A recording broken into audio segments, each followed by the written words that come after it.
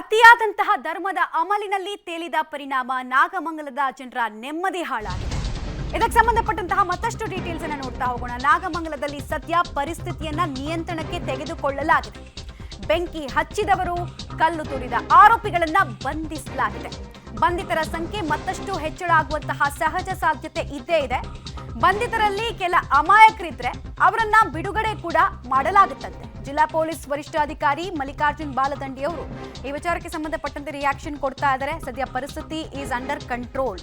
ನಿನ್ನೆ ಎಸ್ಕಲೇಟ್ ಆಗಿತ್ತಲ್ಲ, ಅದು ಕಂಟ್ರೋಲ್ ಅಲ್ಲಿ ಇದೆ ಅನ್ನೋದನ್ನ ಅವರು ರಿಯಾಕ್ಷನ್ ಕೊಡೋ ಸಂದರ್ಭದಲ್ಲಿ ಹೇಳಿದ್ದಾರೆ. ಜೊತೆಗೆ ಯಾರಾದ್ರೂ ಅಮಾಯಕರನ್ನ ಸುಮ್ಮನೆ ಪೊಲೀಸರು ಕರ್ಕೊಂಡು ಬರೋ ಕೆಲಸ ಮಾಡಿದ್ರೆ ಅವ್ರ ಪಾತ್ರ ಏನೂ ಇಲ್ಲ ಅನ್ನೋದು ನಮಗ್ ಖಾತ್ರಿ ಆದ್ರೆ ನಾವಂತವ್ರನ್ನ ಬಿಟ್ಟು ಕಳಿಸ್ತೀವಿ, ಅವ್ರನ್ನ ಇಟ್ಕೊಂಡು ನಾವಾದ್ರೂ ಏನ್ ಮಾಡ್ತೀವಿ ಅನ್ನುವಂತಹ ವಿಚಾರವನ್ನ SP ಅವರು ರಿಯಾಕ್ಷನ್ ಕೊಡಬೇಕಾದ್ರೆ ಹೇಳಿದ್ದಾರೆ. ಮತ್ತು ಇವತ್ತು ನಿನ್ನೆ ಮಧ್ಯರಾತ್ರಿಯಿಂದ ಇನ್ಫ್ಯಾಕ್ಟ್ ಸ್ಥಳದಲ್ಲೇ ಗಸ್ತು ತಿರುಗ್ತಾ ಇದ್ರು. ಪರಿಸ್ಥಿತಿನ ಹತೋಟಿಗೆ ತೆಗೆದುಕೊಳ್ಳೋದಕ್ಕೆ ಏನೇನು ಕ್ರಮಗಳನ್ನ ಕೈಗೊಳ್ಳಬೇಕು ಎಲ್ಲವನ್ನ ಮಾಡ್ತಾ ಇದ್ರು. ಮಂಗಲ ಒಂದು ರೀತಿಯಾಗಿ ಬೂಜು ಮುಚ್ಚಿದ ಕೆಂಡದ ರೀತಿಯಲ್ಲಿದೆ. ಪೊಲೀಸ್ ಬಂದೋಬಸ್ತ್ ಕೂಡ ದೊಡ್ಡ ಮಟ್ಟದಲ್ಲಾಗಿದೆ. ಈಗ ಇದ್ರ ಬಗ್ಗೆ ಮಾತನಾಡೋದಕ್ಕೆ ಸ್ವತಃ ಮಂಡ್ಯದ SP ಮಲ್ಲಿಕಾರ್ಜುನ್ ಅವರಿದ್ದಾರೆ. ಸರ್, ಪ್ರಮುಖವಾಗಿ ಒಂದು ರೀತಿಯಾಗಿ ಬೂದಿ ಮುಚ್ಚಿದ ಕೆಂಡದ ರೀತಿಯಲ್ಲಿ ಇವತ್ತಿನ ಈ ಕ್ಷಣದ ಪರಿಸ್ಥಿತಿ ಹೇಗಿದೆ ನಾಗಮಂಗಲ? ಈಗ ಕ್ಷಣದ ಪರಿಸ್ಥಿತಿ ತಾವು ಎಲ್ಲ ನೋಡಿದಿರಿ, ಎಲ್ಲ ಕಡೆ ತಿರುಗಾಡಿ ನೋಡಿದಿರಿ. ಕಂಪ್ಲೀಟಾಗಿ ಹತೋಟಿಗೆ ಬಂದಿದೆ. ಜನರ ದಿನನಿತ್ಯದ ಚಟುವಟಿಕೆಗಳೇನಿದ್ದಾವೆ ಅದು ನಾರ್ಮಲ್ ಆಗಿ ಈಗ ಒಂದೊಂದಾಗಿ ಸ್ಟಾರ್ಟ್ ಆಗ್ತಾ ಇದೆ. ನಮ್ಮ ಪೊಲೀಸ್ ಕಡೆಯಿಂದ ಹೆಚ್ಚಿನ ಒಂದು ಭದ್ರತೆಯನ್ನು ಸಹಿತ ನಾವು ಒದಗಿಸಿದ್ದೀವಿ. ಹೆಚ್ಚಿನ ಫೋರ್ಸ್ ಇದೆ. ಜನರಿಗೆ ಯಾವುದೇ ರೀತಿಯ ಒಂದು ಭಯದ ವಾತಾವರಣ ಬೇಡ ಅಂತೇಳಿ ಜನರ ಒಂದು ವಿಶ್ವಾಸ ಗಳಿಸಲಿಕ್ಕೆ ನಮ್ಮ ಇಲಾಖೆ ಬದ್ಧವಾಗಿದೆ. ಈ ಘಟನೆಗೆ ಸಂಬಂಧಪಟ್ಟಂತೆ ಈಗಾಗಲೇ ನಾವು 6 ಪ್ರಕರಣಗಳನ್ನು ದಾಖಲು ಮಾಡಿದ್ದೀವಿ. ಇನ್ನೂ ಒಂದು 50 ಜನದಷ್ಟು ಈಗಾಗಲೇ ಜನರನ್ನು ನಾವು ವಶಕ್ಕೆ ಪಡೆದುಕೊಂಡಿದ್ದೀವಿ. ಅದರಲ್ಲಿ ಕೆಲವೊಬ್ಬರು ಅಮಾಯಕರಿದ್ದಾರೆ ಅಂತೇಳಿ ಸಾಕಷ್ಟು ಹೆಣ್ಣುಮಕ್ಕಳು ಒಂದು ಠಾಣೆ ಹತ್ತಿರ ಬಂದು ತಮ್ಮ ಅವಲತ್ತನ್ನು ಸಲ್ಲಿಸಿಕೊಂಡಿದ್ದಾರೆ. ಅದರ ಬಗ್ಗೆಯೂ ಸಹಿತ ಪರಿಶೀಲನೆ ಮಾಡ್ತಾ ಇದ್ದೀವಿ. ಮುಖ್ಯವಾಗಿ ನಮಗೆ CCTV ಫುಟೇಜಸ್ಸು ಮತ್ತು ವಿಡಿಯೋ ತುಣುಕುಗಳಿದ್ದಾವೆ. ಅದನ್ನೆಲ್ಲ ಇಟ್ಟುಕೊಂಡು ತನಿಖೆ ಮಾಡ್ತೀವಿ. ಯಾರು ಅಮಾಯಕರಿದ್ದಾರೆ ಅವ್ರನ್ನ ಬಿಡ್ತೀವಿ. ಯಾರು ಎಲ್ಲ ಇದರಲ್ಲಿ ಭಾಗಿಯಾಗಿದ್ದಾರೆ ಅವ್ರ ಮೇಲೆ ಸೂಕ್ತ ಕಠಿಣ ಕ್ರಮವನ್ನು ಏನು ಕೈಗೊಳ್ಳಬೇಕು.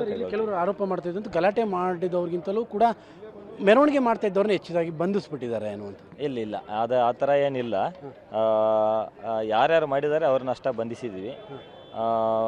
ನಂಬರ್ಸನ್ನು ನಾನು ಫೈನಲ್ ಆಗಿ ಕಂಪ್ಲೀಟಾಗಿ ಅನಾಲಿಸಿಸ್ ಆದಮೇಲೆ ಕೊಡ್ತೀವಿ. ಯಾವ ಕಡೆ ಎಷ್ಟು ಜನ ನಂಬರ್ ಜಾಸ್ತಿ ಆಗ್ಬೋದು ಸರ್? ಜಾಸ್ತಿ ಆಗ್ಬೋದು. ಯಾರು ಮೇಜರ್ ಆಗಿ ಕೆಲವೊಂದು ಶೋರೂಮ್ಗಳಿಗೆಲ್ಲ ನುಗ್ಗಿ, ಬಟ್ಟೆ ಅಂಗಡಿಗಳಿಗೆ ನುಗ್ಗಿ ಒಂದು ಬೆಂಕಿ ಹಚ್ಚುವ ಕಾರ್ಯ ಮಾಡಿದ್ದಾರೆ, ಅಂಥವ್ರ ಮೇಲೆ ಸೂಕ್ತ ಕ್ರಮ ಕೈಗೊಳ್ಳಬೇಕಾಗ್ತದೆ. ಸಾಕಷ್ಟು ಅಮಾಯಕರು ಪಾಪ ಅವರ ಅಂಗಡಿಗಳನ್ನ, ಅವರ ಜೀವನದ ಬದುಕನ್ನು ಕಳೆದುಕೊಂಡಿದ್ದಾರೆ. ಅಂಥವ್ರ ಮೇಲೆ ನಾವು ಸೂಕ್ತ ಕ್ರಮ ಕೈಗೊಳ್ಳಲಿಕ್ಕೆ ನಾವು ಎಲ್ಲ ಕ್ರಮವನ್ನು, ಪ್ರಮುಖವಾಗಿ ಬಜಾಜ್ ಶೋರೂಮ್ ಇರ್ಬೋದು, ಕೆಲವೊಂದು ಅಂಗಡಿಗಳಿಗೆ ಬೆಂಕಿ ಹಚ್ಚಿರುವಂಥದ್ದು ಅಂಥವ್ರು ಸಿಕ್ಕಿದ್ದಾರೆ ಸರ್? ಪ್ರಮುಖವಾದಂಥ ಸಿಕ್ಕಿದ್ದಾರೆ. ಮೇನ್ ಇದ್ದವರು ಮ್ಯಾಕ್ಸಿಮಮ್ ಸಿಕ್ಕಿದ್ದಾರೆ.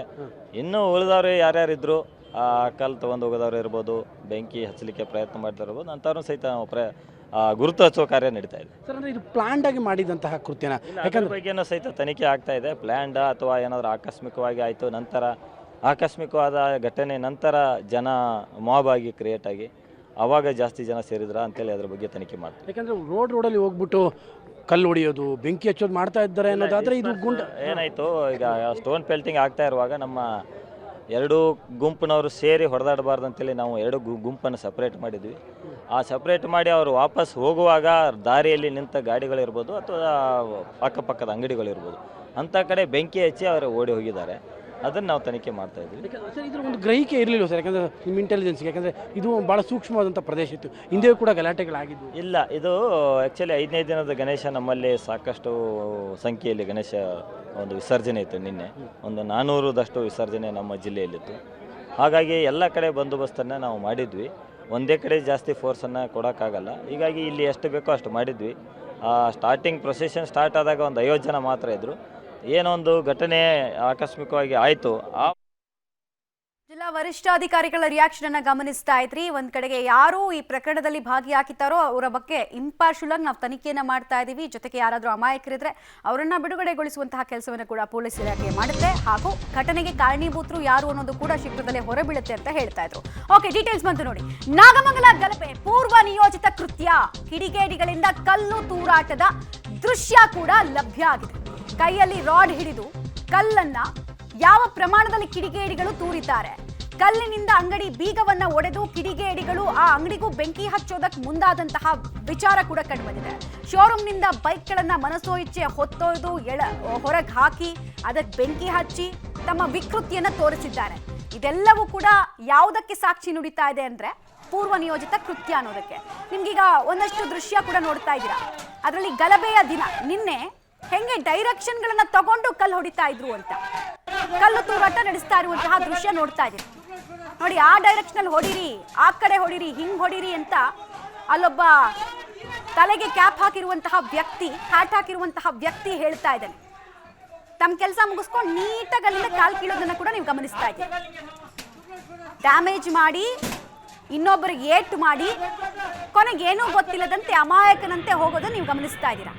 ಇನ್ನೊಂದು ಕಡೆಗೆ ಶಟರ್ ಹಾಕಿರುವಂತಹ ಅಂಗಡಿಯ ಮುಂದೆ ಇದ್ದಂತಹ ದೊಡ್ಡ ಪ್ರಮಾಣದ ಕಲ್ಲು ಎತ್ತಾಕಕ್ಕೂ ಶಕ್ತಿ ಇಲ್ಲ ಇವನಿಗೆ, ಕಲ್ಲು ಎತ್ತಾಕಕ್ಕೂ ಆಗ್ತಾ ಇಲ್ಲ, ಅಲ್ಲೇ ಕೂತ್ಕೊಳ್ತಾ ಇದ್ದಾನೆ. ಅಂದ್ರೂ ಇಲ್ಲ, ಡ್ಯಾಮೇಜ್ ಮಾಡಬೇಕು, ಹಾನಿ ಮಾಡಬೇಕು. ನೋಡಿ ಮನಸ್ಥಿತಿ ಹೆಂಗೆ ಅಂತ. ಬೀಗ ಹೊಡೆಯೋದಕ್ಕೆ ಪ್ರಯತ್ನ ಪಟ್ಟಿದ್ದಾನೆ, ಅಲ್ಲಿಂದ ಕ್ಷಣ ಮಾತ್ರದಲ್ಲಿ ಎಸ್ಕೇಪ್ ಆಗ್ತಾನೆ. ಅದಕ್ಕೂ ಮುಂಚೆ ಹೆಂಗಾದ್ರೂ ಮಾಡಿ ಈ ಅಂಗಡಿನ ಓಪನ್ ಮಾಡಬೇಕು, ಅಲ್ಲಿ ಬೆಂಕಿ ಹಚ್ಚಬೇಕು, ಅಥವಾ ಪರಿಸ್ಥಿತಿಯ ದುರ್ಲಾಭದ ಪಡ್ಕೊಂಡು ಅಲ್ಲಿ ಸುಲಿಗೆ ಮಾಡಬೇಕು ಅನ್ನೋದು ಈ ಥರ ಇಂಟೆನ್ಷನ್ ಆಗಿತ್ತೋ ಗೊತ್ತಿಲ್ಲ. ಬಟ್ ಪ್ಲಾನ್ ಅಂತೂ ಎಕ್ಸಿಕ್ಯೂಟ್ ಮಾಡಿದ್ದಾನೆ. ಇನ್ನು ಈ ದೃಶ್ಯ ನೋಡಿದ್ರೆ ಬೈಕ್ ಶೋರೂಮ್ನಲ್ಲಿ ಇದ್ದಂತಹ ಬೈಕ್ಗಳನ್ನ ಹೊರಗೆಳೆದು ಆ ಬೈಕ್ಗೆ ಬೆಂಕಿ ಹಚ್ಚಿ ವಿಕೃತಿಯನ್ನ ಮೆರೆದಿರುವಂತಹ ದೃಶ್ಯ ಕೂಡ ಸಾಕ್ಷಿಯಾಗಿದೆ. ಇದೊಂದು ಪೂರ್ವ ನಿಯೋಜಿತ ಕೃತ್ಯ. ಸಮಯಕ್ಕೋಸ್ಕರ ಕಾಯ್ತಾ ಇದ್ರು ಇವರೆಲ್ಲ. ಈ ಸಮಯ ಸಾಧಕರು ಸಮಯಕ್ಕೆ ವೆಯ್ಟ್ ಮಾಡ್ತಾ ಇದ್ರು. ಟೈಮಿಗೆ ವೆಯ್ಟ್ ಮಾಡಿಕೊಂಡು ಹಾನಿಯನ್ನ ದೊಡ್ಡ ಪ್ರಮಾಣದಲ್ಲಿ ತಾವು ವಾಸ ಮಾಡೋ ಏರಿಯಾದಲ್ಲೇ ಮಾಡಬೇಕು ಅನ್ನೋ ಮನಸ್ಥಿತಿ, ಆಲೋಚನೆ ಇದೆಯಲ್ಲ, ಅದು ಸಮಾಜಕ್ಕೆ ಅತ್ಯಂತ ಅಪಾಯಕಾರಿ ಮನಸ್ಥಿತಿ. ಈ ಮನಸ್ಥಿತಿ ಬರ್ತಿರೋದು ಎಲ್ಲಿಂದ ಇವ್ರಿಗೆ? ಈ ಅಪಾಯಕಾರಿ ವಿಷ ಬೀಜವನ್ನ ಇವ್ರ ತಲೆಗೆ ಬಿತ್ತಿರೋರು ಯಾರು? ತಮ್ಮದೇ ಅಕ್ಕಪಕ್ಕದ ಮನೆಯವರಾಗಿರ್ತಾರೆ, ತಮ್ಮದೇ ಅಕ್ಕಪಕ್ಕದ ಅಂಗಡಿಯವರಾಗಿರ್ತಾರೆ.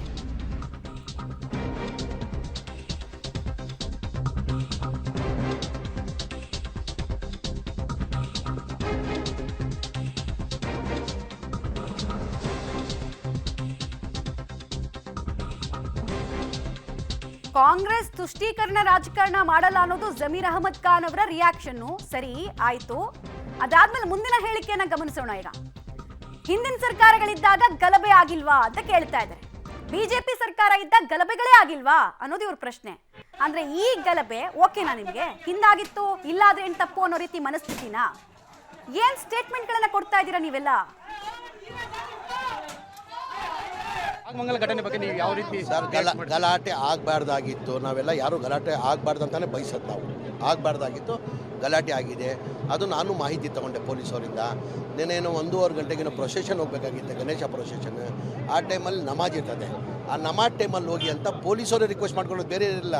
ಪೊಲೀಸವರು ರಿಕ್ವೆಸ್ಟ್ ಮಾಡ್ಕೊಂಡಿದ್ರು, ಅವ್ರು ಒಪ್ಪಲಿಲ್ಲ.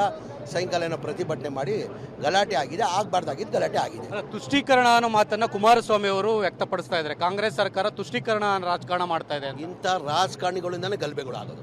ಇಂಥ ರಾಜಕಾರಣಿಗಳಿದೆ. ಇದು ಪಕ್ಷದ ಪಾತ್ರ ಏನಿದೆ? ಇದು ಪಕ್ಷದ ಪಾತ್ರ. ಯಾರೋ ಒಬ್ಬ ಸೆಕ್ಯುಲರ್ ಮೈಂಡ್ ಇರೋನು, ಒಬ್ಬ ಇಂಡಿಯನ್ ಇರೋನು ಯಾರೂ ಗಲಾಟೆ ಬಯಸಲ್ಲ. ಇಂಥ ರಾಜಕಾರಣಿಗಳು ಹೇಳಿಕೆಯಿಂದನೇ ಗಲಾಟೆಗಳು ಆಗೋದು. ಈ ರೀತಿಯ ಕಾರ್ಯಕ್ರಮಗಳಲ್ಲಿ ಈ ರೀತಿ ಘಟನೆ ಆಗಿದ್ರೆ ನಿಜಕ್ಕೂ ವಿಷಾದನೀಯ ಅಂತ ಅನ್ಸಲ್ವಾ? ಖಂಡಿತ ಆಗಬಾರ್ದು. ನೆನ್ನೆ ನೋಡಿ ನಮಗೆ ಸಂತೋಷ, ಖುಷಿ ತಂತು. ನೆನ್ನೆ ಟಾನಿ ರೋಡ್ ಅಂತ ನಮ್ಮ ಸಬಿಲ್ ಇರ್ಷಾದ್ ಅಂತ ನಮ್ಮ ದೊಡ್ಡ ಮದ್ರೆಸಾ ಇದೆ, ಅಲ್ಲಿ ನೆನ್ನೆ ಪ್ರೊಸೆಷನ್ ಹೋಯ್ತು. ನಂಗೆ ಫೋನ್ ಬಂದಿತ್ತು. ಎಷ್ಟು ಖುಷಿ ಆಯ್ತಂದರೆ ನಮ್ಮ ಎಲ್ಲ ಮಸೀದಿ ಮುಂದೆ ನಮ್ಮ ಗುರುಗಳಲ್ಲಿ ನಿಂತ್ಕೊಂಡು ಅವ್ರು ವೆಲ್ಕಮ್ ಮಾಡಿ ಇದು ಮಾಡಿದ್ದಾರೆ, ಸೆಂಡ್ ಆಫ್ ಮಾಡಿದ್ದಾರೆ. ಆ ಥರ ಆಗಬೇಕು ಎಲ್ಲ. ನೋಡಿ, ಎಲ್ಲರೂ ಅವ್ರವ್ರ ಧರ್ಮದ ಹಬ್ಬಗಳು ಇರ್ತದೆ. ಈಗ ಮುಸ್ಲಿಮಲ್ಲಿ ಬಕ್ರೀದ್ ಹಬ್ಬ ಬರ್ತದೆ, ರಂಜಾನ್ ಹಬ್ಬ ಬರ್ತದೆ, ನಮ್ಮ ಹಿಂದೂ ಧರ್ಮದಲ್ಲಿ ಗಣೇಶ ಹಬ್ಬ ಬರ್ತದೆ, ಉಗಾದಿ ಹಬ್ಬ ಬರ್ತದೆ, ಕ್ರಿಶ್ಚಿಯನಲ್ಲಿ ನ್ಯೂ ಇಯರ್ ಅಂತ ಬರ್ತದೆ, ಕ್ರಿಸ್ಮಸ್ ಅಂತ ಬರ್ತದೆ. ನಾವೆಲ್ಲ ಹಬ್ಬ ಒಟ್ಟಿಗೆ ಸೇರ್ಕೊಂಡು ಆರಿಸ್ಬೇಕು ನಾವು. ಅಂದರೆ ಬಿಜೆಪಿ ಅವರು ಆರೋಪ ಮಾಡಿದ್ರೆ ಕಾಂಗ್ರೆಸ್ ಸರ್ಕಾರ ಬಂದಮೇಲೆ ಈ ರೀತಿ ಜಾಸ್ತಿ ಆಗ್ತಾ ಇದೆ ಎಲ್ಲ ಕಡೆಗಳಲ್ಲೂ. ಈಗ ಬಿಜೆಪಿ ಸರ್ಕಾರದಲ್ಲಿ ಆಗಲೇ ಇಲ್ವಾ ಈ ಥರ ಸಣ್ಣ ಪುಟ್ಟ? ಆಗಬಾರ್ದು ಘಟನೆಗಳು. ಈ ರಾಜಕಾರಣಿಗಳು ಇಂಥ ಹೇಳಿಕೆಯಿಂದನೇ ಗಲಾಟೆಗಳು ಆಗೋದು. ರಾಜಕಾರಣಿಗಳ ಹೇಳಿಕೆಯಿಂದನೇ ಈ ರೀತಿ ಗಲಾಟೆಗಳಾಗೋದು ಅಂತ ಜಮೀರ್ ಅಹಮದ್ ಅವರು ವ್ಯಕ್ತಪಡಿಸ್ತಾ ಇರ್ತಕ್ಕಂಥ ಕುಮಾರಸ್ವಾಮಿ ಹೇಳಿಕೆಗೂ ಕೂಡ ಒಂದು ರೀತಿಯಲ್ಲಿ ಟಕ್ಕರನ್ನು ಕೊಟ್ಟಿದ್ದಾರೆ. ಈ ರೀತಿಯ ಘಟನೆಗಳು ಆಗಬಾರ್ದು ಅಂತ ಕೂಡ ವಿಷಾದವನ್ನು ಕೂಡ ವ್ಯಕ್ತಪಡಿಸ್ತಾ ಇದ್ದಾರೆ. ಕ್ಯಾಮರಾ ಪರ್ಸನ್ ಶ್ರೀಕಾಂತ್ ಜೊತೆ ರವಿ ಸಚಾರ್, ಪಬ್ಲಿಕ್ ಟಿವಿ, ಬೆಂಗಳೂರು. ವಿಷಾದ ವ್ಯಕ್ತಪಡಿಸೋದು ಸರಿ, ಹಂಗಂತ ಸಣ್ಣ ಆಪರ್ಚುನಿಟಿ ಸಿಕ್ತು ಅಂದ ತಕ್ಷಣ ಹಿಂದಿನ ಸರ್ಕಾರ ಇದ್ದಾಗ ಆಗ್ಲಿಲ್ವಾ ಅಂದ್ರೆ ಅವ್ರು ನಿಭಾಯಿಸ್ಲಿಲ್ಲ ಸರಿಯಾಗಿ ಅಂತಾನೆ ನಿಮ್ಗೆ ಅಧಿಕಾರ ಕೊಟ್ಟಿರೋದು ಜನ. ಅವರನ್ನ ವಿಪಕ್ಷದಲ್ಲಿ ಕೂರಿಸಿದ್ದಾರೆ ಅದಕ್ಕೆ ಅಂತಾನೆ. ಅವ್ರು ಸರಿಯಾಗಿ ನೋಡ್ಕೊಂಡಿಲ್ಲ, ಆಡಳಿತ ಯಂತ್ರಕ್ಕೆ ಅವರು ತುಕ್ಕು ಹಿಡಿಸಿದ್ರು, ನೀವು ಚೆನ್ನಾಗಿ ಮಾಡಿ ಅಂತ ನಿಮ್ಮ ಮೇಲೆ ಭರವಸೆ ಇಟ್ಟು ಕೊಟ್ಟಿರೋದು.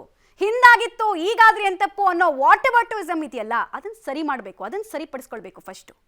ಅವ್ರದ್ದು ಅವ್ರು ಮಾಡಿದ್ದಾರೆ ನಮ್ದೇನ್ ತಪ್ಪು, ನಾವು ಮಾಡಿದ್ರೆ ಏನ್ ತಪ್ಪು, ಈ ಮನಸ್ಥಿತಿಯಿಂದ ಆಚೆ ಬರ್ಬೇಕು. ಫಸ್ಟ್ ನೀವುಗಳು ಆಚೆ ಬಂದ್ರೇನೆ ಅಲ್ಲಿ ವಿಷ ಬೀಜ ಬಿತ್ತಾ ಇರೋರ ಸಂಖ್ಯೆಗೆ ಒಂದು ಫುಲ್ ಸ್ಟಾಪ್ ಬೀಳುತ್ತೆ.